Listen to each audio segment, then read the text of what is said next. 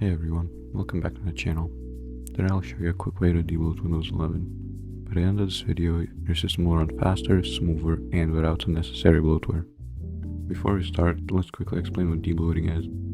Windows, like many other operating systems, come with pre-installed apps and services that you might never use, and these apps can slow down your system, so we're going to clean things up. In the description, you'll find a link to the files we'll use in this tutorial. Before making any changes, it's always a good idea to back up your data. You can use the built-in files that are in the folder. To start, open the first folder. Inside, you'll find an app called Apex Packages Manager. Right-click and run it as an administrator. Here we can check everything we want to uninstall, and after we've done that, press Uninstall selected packages and wait till it's finished.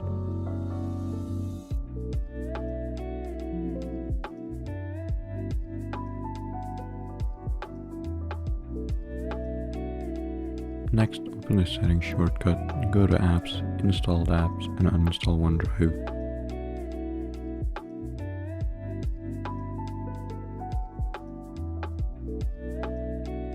And finally, if you choose to, we can also delete Edge. Next, we'll stop Windows from sending telemetry data back to Microsoft. Navigate to the second folder and locate the first program.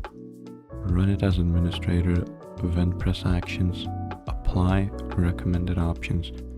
Then we can select everything else we might not want.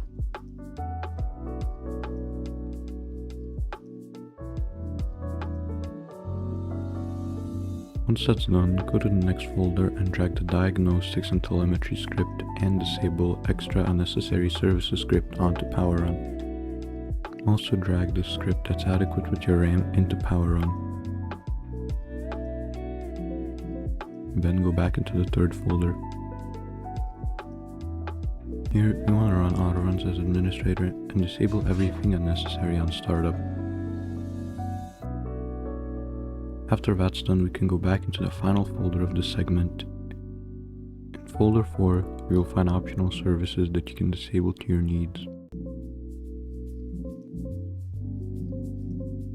Finally, you can go back to the start and finally to the third folder, Extra Services.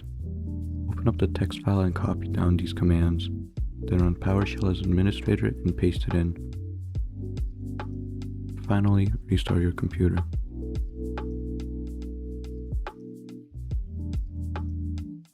Once we are back into Windows, we can now notice that our Windows install is nice and clean and better yet bloat free.